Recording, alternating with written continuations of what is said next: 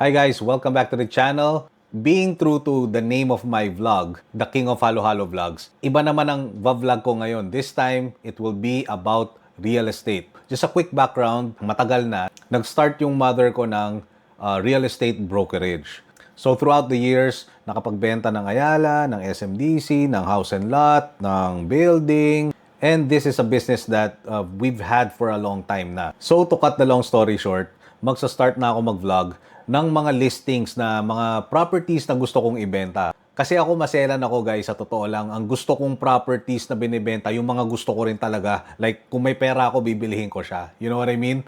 So yun ang mga gusto kong ibentang properties. Hindi yung kung ano-ano lang properties. And this is no exception. Ang property na tinutukoy ko ngayon is yung One Rockwell East Tower located sa Makati. Alam nyo na, di ba? Pag sinabing Rockwell, prime property yan. Okay? No questions asked. Literal, 1 to 2 minutes away, nandun ka na sa power plant mall. Ganun kalapit siya. Just a little backstory before ko pakita sa inyo yung just a quick 2-minute video na ginawa ko. First real estate video na ginawa ko.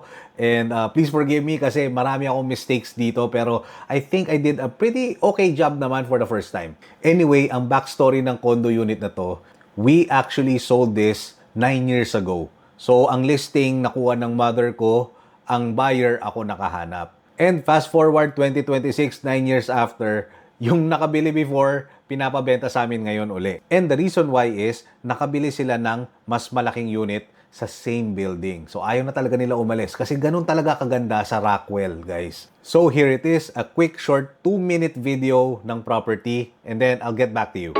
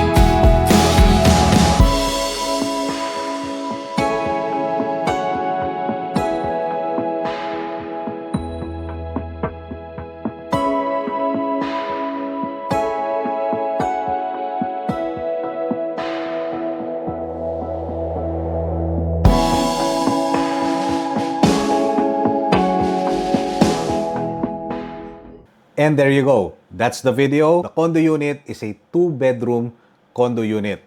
Now, ang floor area niya is 70 square meters. Nakita nyo naman, ang luwag ng sala, di ba? Tapos, ang gusto ko dito, dalawa yung bathrooms. So, 1 bathroom, syempre for the masters, and 1 common bathroom for the other room, and yung kung sino man ang bisita nyo dun sa living room. Another thing na gusto ko sa condo na to, lower floor siya. So, kung titingin ka, dudungaw ka, maganda yung view and at the same time, hindi sobrang taas. Ako kasi may vertigo ako eh. So kung medyo mataas yung floors, yan, medyo baka mahilo ako or ma-activate yung vertigo ko. So lower floors, pero maganda yung view.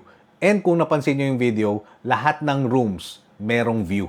May mga malalaking salamin. So yung masters meron, yung bedroom meron, yung living room meron. So yun lang, medyo gloomy nung nag-take ako ng videos kaya hindi masyado ma-highlight yung colors. Now I just want to make it clear na we are looking for direct buyers. Okay guys, I respect all agents. Again, pasensya na. We are just looking for direct buyers. So if you are interested, you are in the market looking for a 2-bedroom special dito sa Rockwell, check nyo lang yung description box below and lalagay ko yung mga details doon, email, number, and just contact me and magsiset tayo ng schedule for viewing. So para makita nyo yung unit mismo and you can appreciate it in person. Plus, last time nga namin nakausap yung mga sellers, they are selling this as fully furnished. Even the paintings, I know kasama.